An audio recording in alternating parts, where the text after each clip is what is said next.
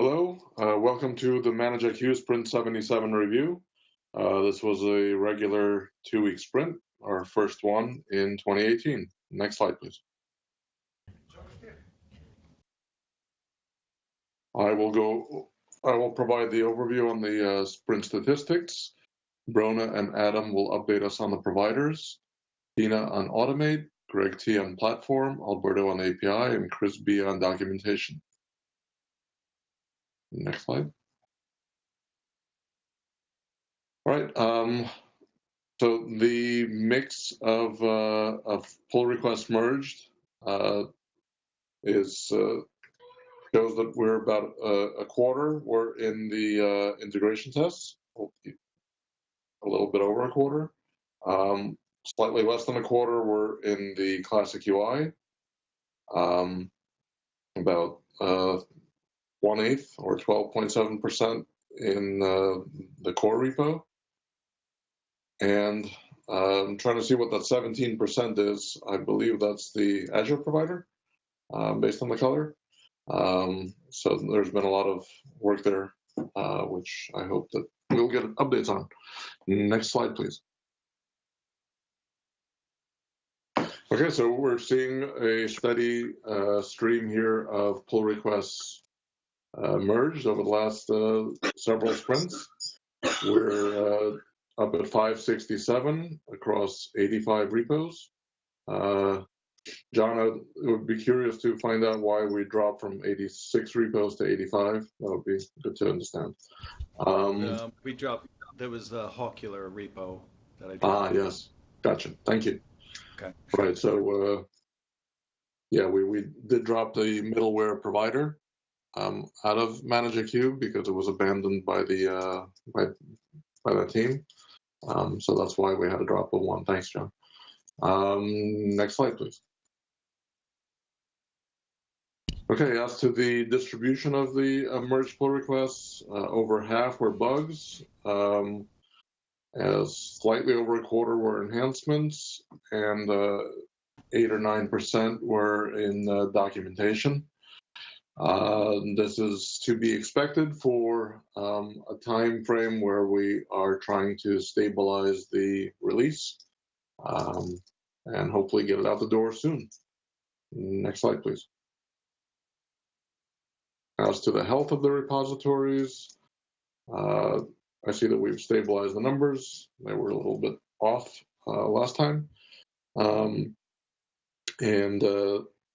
not much movement in general to be reported, except in the classic UIs, I see like almost a 10% drop in the other issues.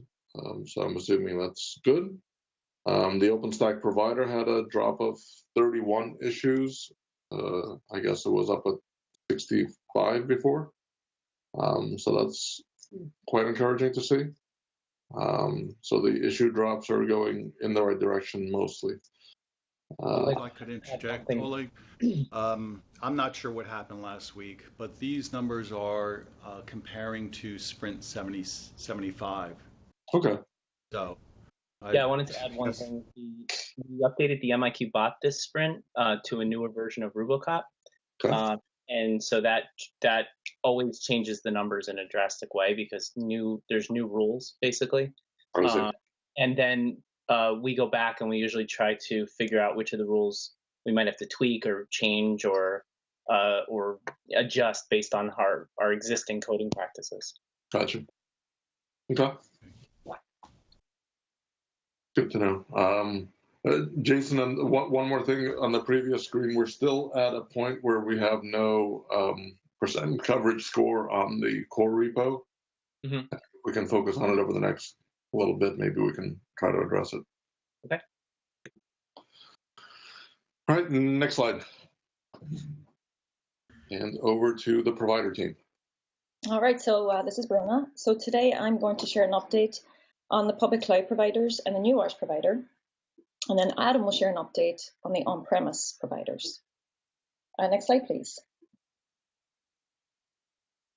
So I think there's a discrepancy on this slide. That the chart indicates that most merge pull requests came from the Azure provider, which is actually Not true. There's definitely not 96 merge pull requests this sprint, I'm afraid.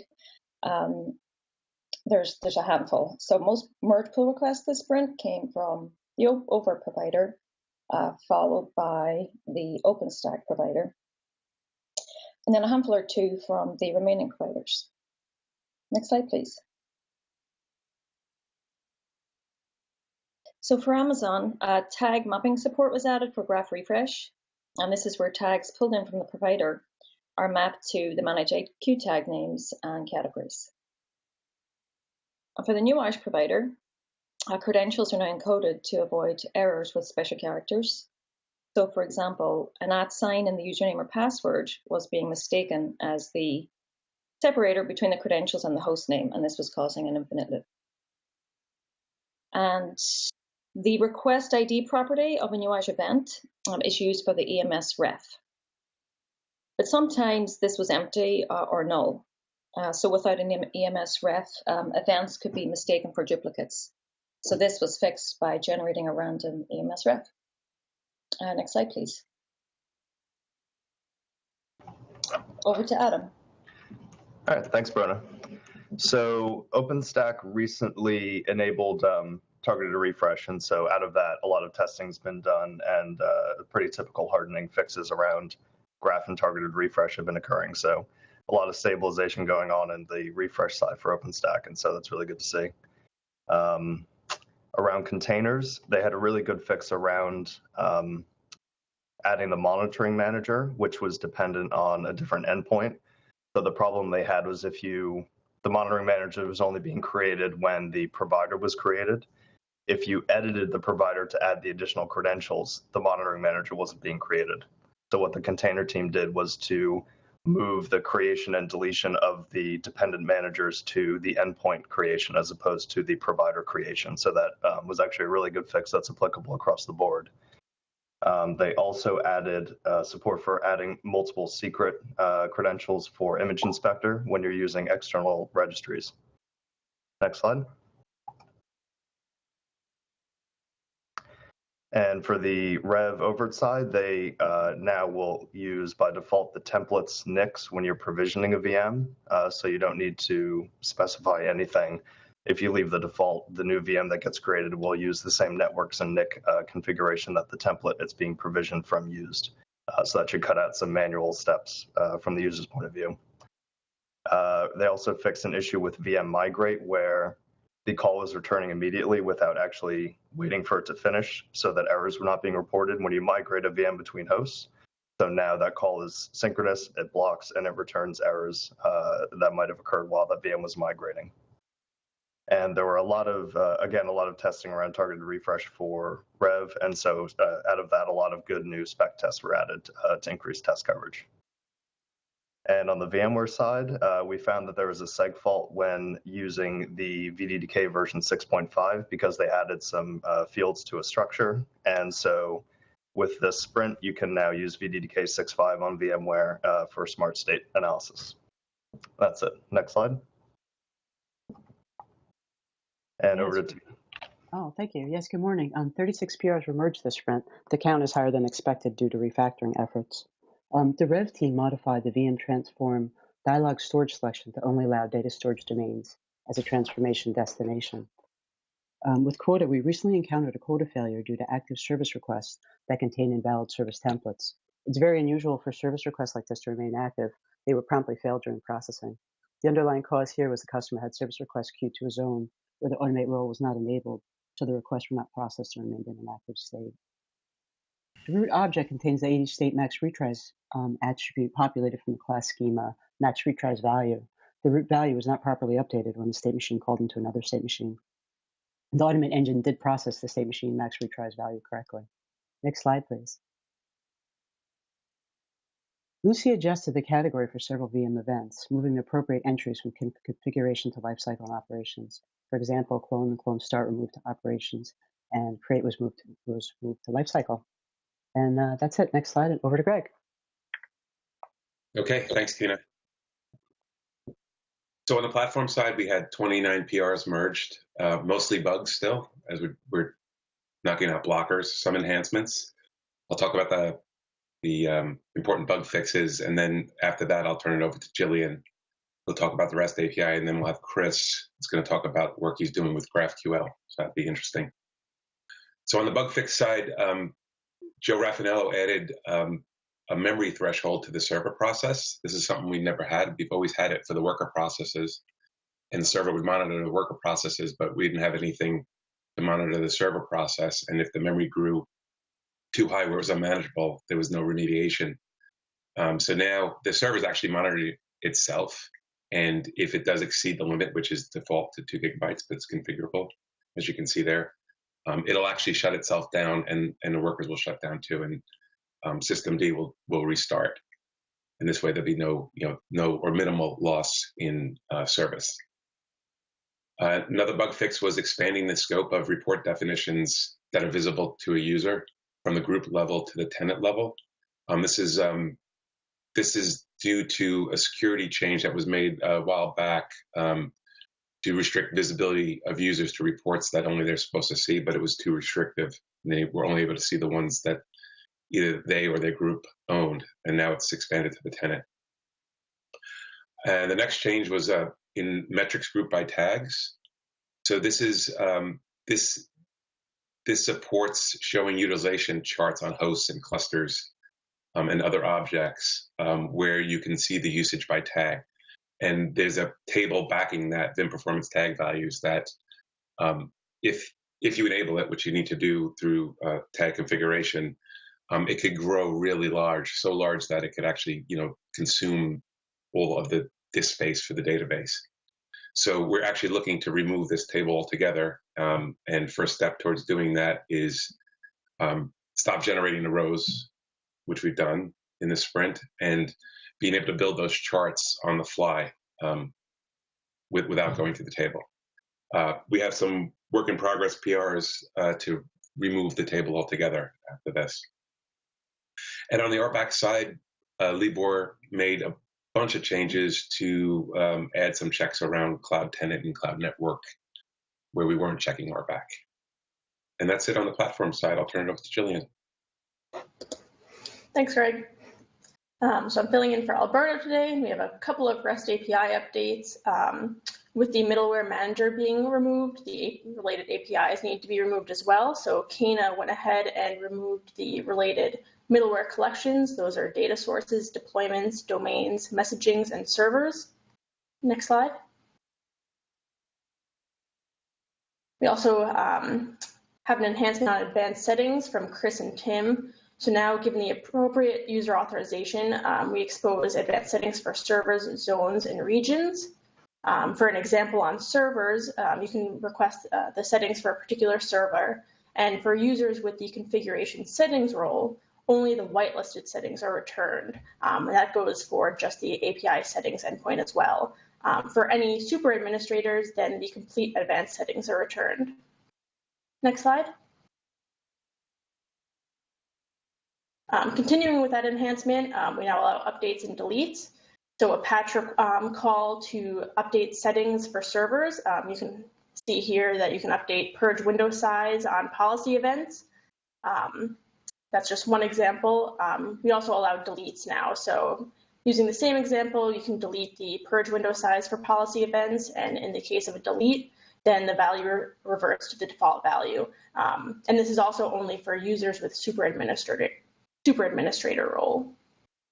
And it's off to Chris for the GraphQL stuff. Hi, so first off, hello. This is the first sprint review update for the new GraphQL API. It's a project largely comprised of myself and Tim Wade as we get things started.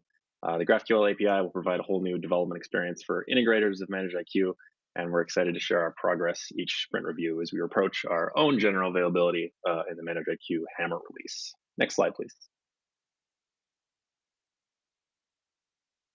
So a lot of the work that was done, we basically been working for about half the sprint since the project got started midweek last week. We moved the repository of the prototype over to the ManageIQ organization. It's available at that link right there. We had to add all sorts of services like Code Climate, Travis CI, Rubocop, all that sort of stuff, and all the typical ManageIQ plugin conventions that are built in with that. So that was a large amount of the work that we did. Tim did some interface cleanup. So some of the objects that we currently support, VM, services, and hosts, In GraphQL, there's what's known as a non-nullable field, where the server will guarantee you something and not just return nil for anything.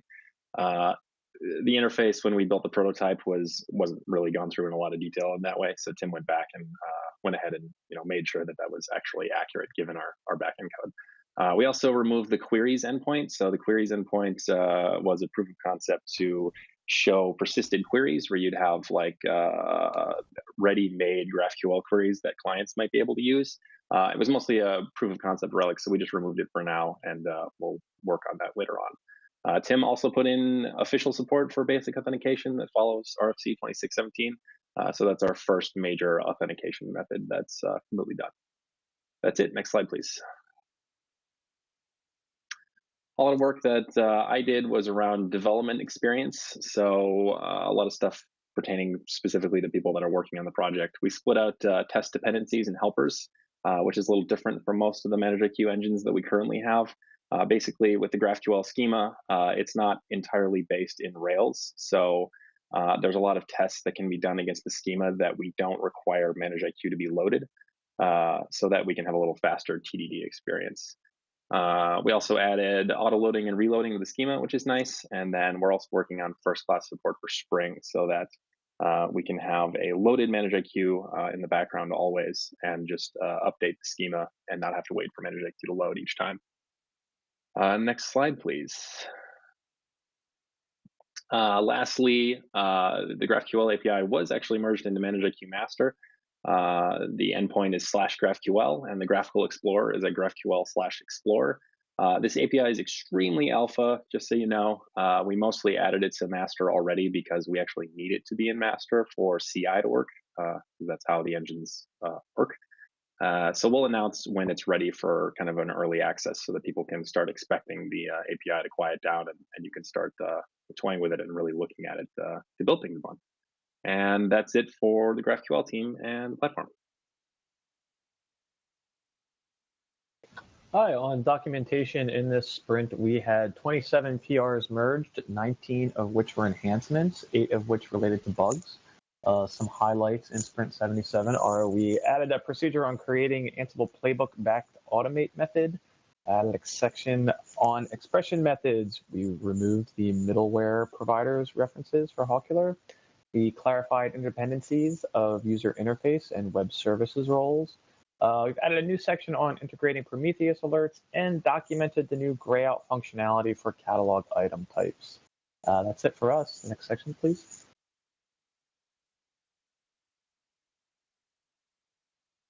All right, so that brings to a close our Sprint 77 review. We will be back in 2 weeks for a Sprint 78 review. I want to thank everybody who worked on Sprint 77 and looking forward to great things from the team for the next sprint. Thanks a lot.